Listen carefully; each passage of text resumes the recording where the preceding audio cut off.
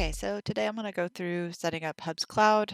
Right now, when you jump into the website, this is what you see. And, so we're going to go through the process of setting up a Hubs Cloud instance. Right now, when you go to hubs.mozilla.com/cloud, this is the landing page that you have. We'll be making a few changes to this in the next week or so, where we're going to update this infrastructure diagram with a video that explains a little bit more about Hubs Cloud and talk a little bit more about the different options here. Both of these options, personal and enterprise, are the same product. They're just configured differently when you launch the default CloudFormation template on AWS. And enterprise is a larger scale, so it's meant to be able to support a greater concurrency, whereas Hubs Cloud is configured to be in a small instance so that you have a smaller AWS bill. So I'm going to go ahead and get started with Hubs Cloud Personal. A couple of things to note before you get started. You need three domain names for your Hubs Cloud instance. I've already purchased these using Route 53, which is Amazon's email service. You can bring your own domains from other providers that you may already own, but I'm going to just go through kind of the most basic setup right now using all of the AWS properties, and we can get into some of the specifics about other ways of setting this up in future guides. So I'm going to go ahead and get started by clicking on Get Hubs Cloud Personal, which will take you to the subscription page. I'm already signed in. If you aren't already running AWS services or you don't already have an account, you'll have to create that first. Basically, this page is going to talk to you a little bit about the product overview, what you're getting out of this, and then some different ways you can estimate costs and the different recommendations that we have for those different costs on an hourly basis.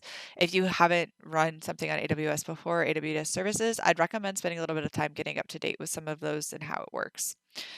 That will help not just in terms of understanding the project a little bit more in the configuration, but also get a better sense of your billing estimates. So by default, Hubs Cloud Personal, we recommend a T3 medium instance. You can go down to a T3 micro. And like I said, the enterprise is the same offering. You can go all the way up to these different larger instances here. And then even further with the enterprise office. So depending on the instance type that you're running, you'll get some different estimated infrastructure. This is if you're running a T3 medium, pretty much all the time using the defaults. But you can toggle this and see uh, some differences here. So go ahead and subscribe. Continue to subscribe. I've already subscribed to this because I've set up a Hubs Cloud instance, but it'll get some terms and conditions you have to agree to here, and it'll show what you're subscribing to.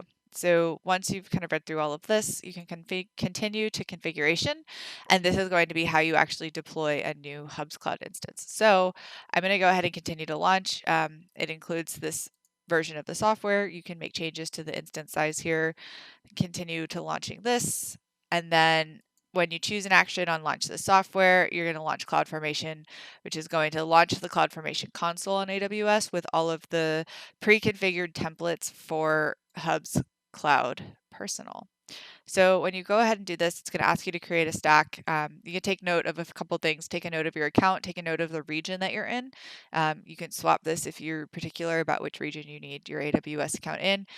This is not available in all regions, just given what AWS has available. So keep that in mind if you're changing some of these. And what you'll have here is you have a ready template, you have an Amazon S3 account, URL, and you've got the template here. So you're going to go ahead and click next. You're going to enter a name for your stack. I'm going to just do my Hubs Cloud demo, just setting up a demo account. First thing you're going to do is an administrator email address. I'm going to use my Mozilla email. This is going to be a pretty critical step in setting up your Hubs Cloud deployment, because this is the first admin email that you're going to get to be able to sign into the dashboard. It's really important with Amazon Simple Email Service and that you get this configured properly. So double check this for typos. Make sure that this is an email that you have regular access to, because you'll have 24 hours from spinning up this service to be able to click on the link to verify the account.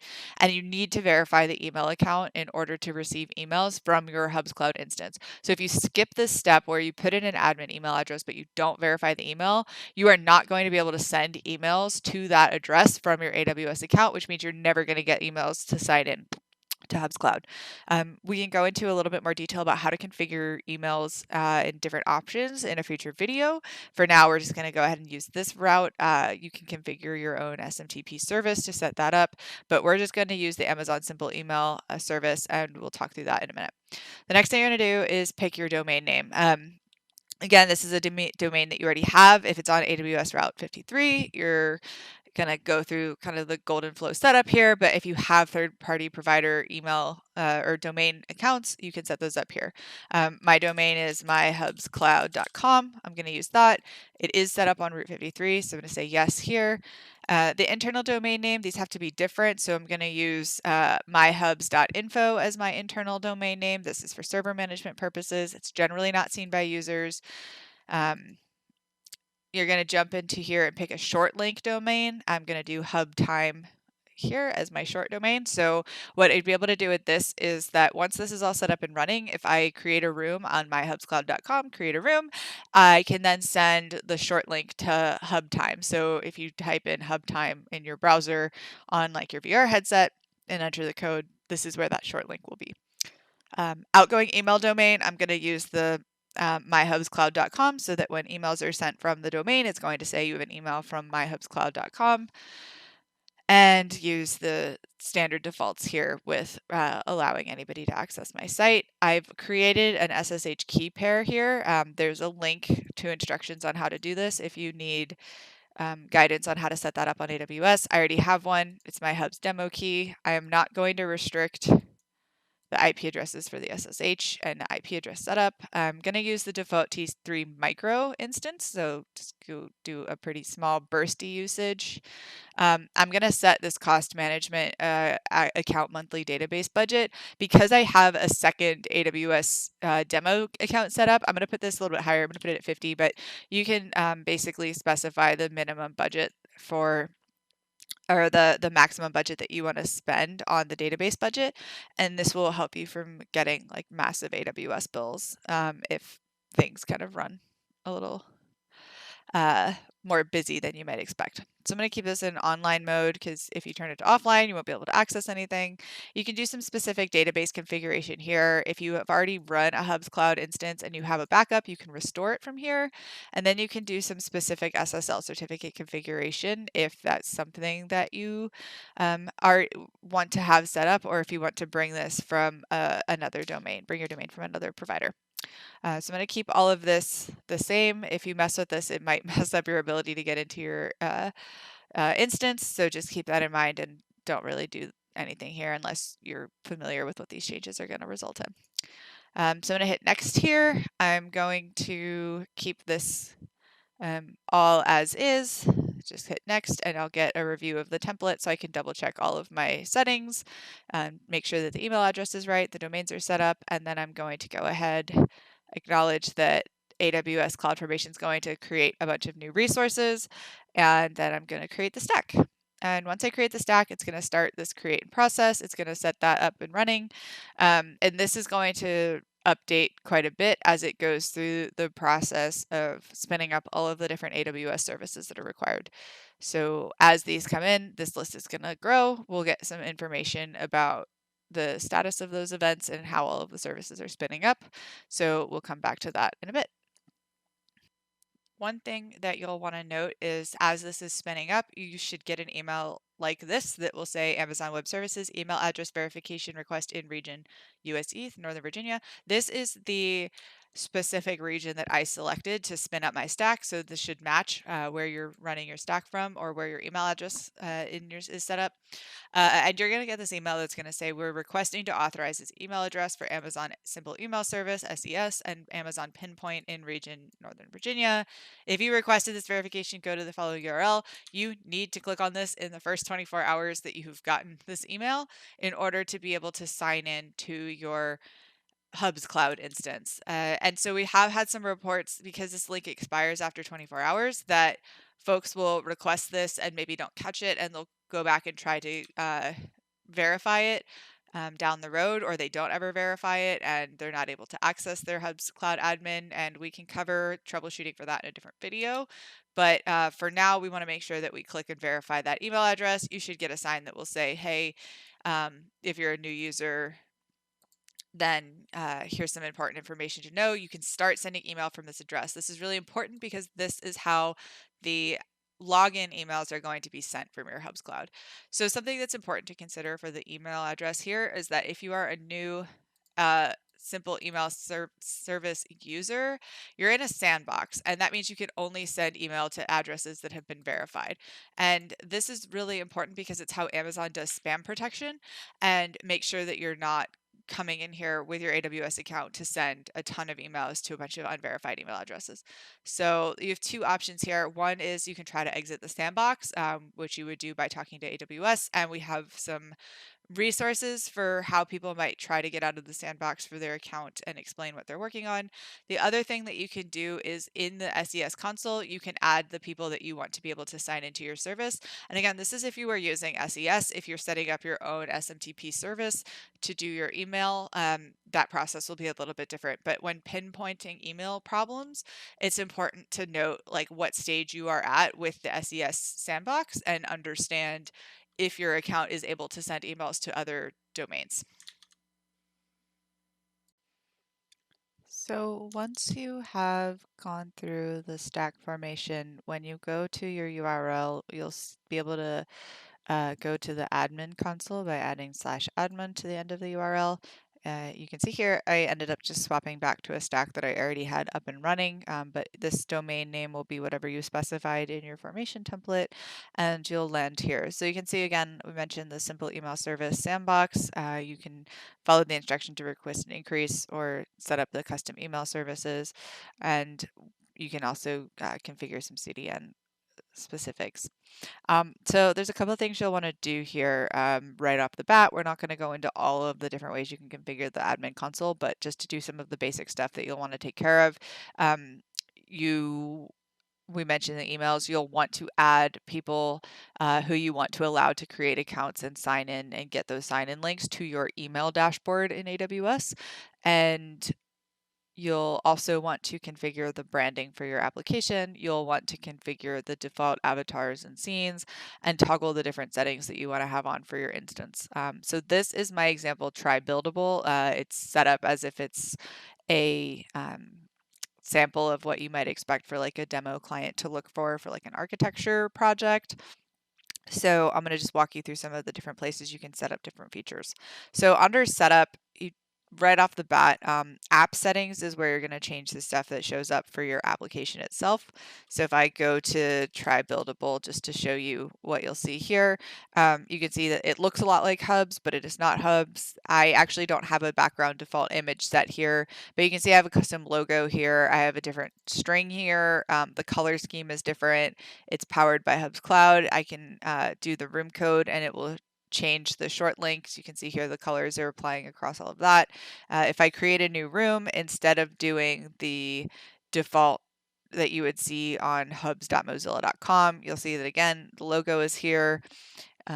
It's the same process as creating a room on hubs.mozilla.com, but you have the different color scheme, the different branding, and if I go through and look at some of the preferences, like if I'm choosing a scene, I'm actually, that looks like it might be a bug because I should be signed in, but I am apparently not.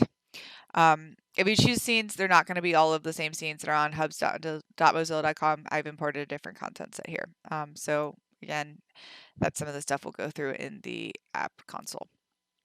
So you can specify some translations and strings like the app name that you want to have, app description, tagline, company name, hashtag for sharing messages, a contact email, links or prompts for joining communities if you want to link to external groups that you're a part of. For features, you could toggle different sets here. So you can turn on this ability to require accounts. You can set whether or not room creation permissions are enabled. You can turn off being able to create rooms. You can turn off account creation, terms of use, privacy notice, all of these different links that you might want to or not use on your site. You can see there's just a whole list of this that you can go through, and we're not going to go through, like I said, all of these, but you can play around in the console to figure out which features are turned on. One of the main ones you might want to do is turn on public rooms, because if public rooms are turned on, then you'll have them show up on your homepage. So if you want to build a site that has a lot of custom content on it that people can access by default without having to sign in or anything, public rooms might be the way to go. You can also specify a specific room that you've created to be the homepage. And then you can also decide whether or not you want the scene editor turned on. So in hubs.mozilla.com, that spoke, but you can change the scene editor to be enabled or disabled for your site. Images is where you're going to go ahead and upload the app logo, favicon, app icon, thumbnails, company logo, background for the homepage. You can update those there. The theme is the other spot you'll probably spend some time playing around with. This is how you customize the different colors, and we've got a documentation page that shows how all of these are, where these all show up in the site, so you can change the overall look and feel. And then you can have links here to different places where you're linking to either your own terms of service. I was testing something out here, so it's not an actual terms of use page. You can update the privacy notice, controls, features, etc.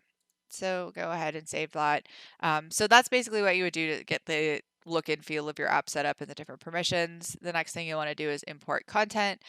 So by default, you're not going to have any avatars or scenes to choose from, and you'll need to set these up before you can actually use the rooms. So we have a couple of .pack files, which has a list of URLs for different types of avatar groupings or scenes that you can import. And so you would basically paste a link to the pack file, preview the import, and it would show you a list of all of the different avatars or scenes that you were going to import into your instance. So once you do that, your scenes will show up in the list, and you'll be able to see which are available on your domain. Just to show an example of how you might do this is if you had a link to a scene from hubs.mozilla.com that you wanted to use, and you had the scene URL here, what you would do is copy that scene URL in the import content. You'll paste the URL in here. You can preview the import, and it'll show you the little thumbnail so that you can see whether or not you want to import it. You'll have the option for scenes to choose which ones are featured and which one is set to be one of the default scenes that you can choose from. And at this point, you can import the items or uncheck them. If you're using a pack list, it'll show you a bunch of these. And same thing with avatars. For avatars, you choose between default avatars, featured avatars, and you can also choose whether or not you want to set the avatar to be a default base, which means that when you look at customizing new avatars, you can change the textures on them, and it's one of the defaults there. So once you have uploaded some scenes and some avatars, you'll be able to go through and see all the avatars in the system. If you have it set so people can request to feature scenes or avatars, you'll have a pending list, and you'll want to go through and if you're letting your users upload that content periodically, clear out that list. So with that, that's kind of like the top level stuff you'll need to figure out. As far as some other things, you can set up a CDN here. You can SSH into your servers. There's a little bit of information here about how to do that. The server settings is if you want to do things like set it up so that people can import 3D content from Google Poly or Sketchfab. You can get those API keys if you want to set up analytics and error reporting, Twitch search, etc. You can go and sign up for those, get an API key, and put them in here so that you can get all of that working as well. There's a few other email server settings. Like I said, if you wanted to customize your email and set up these custom servers, you can do that. But that's kind of the basic overview of how you can get the basic Hubs Cloud site up and running.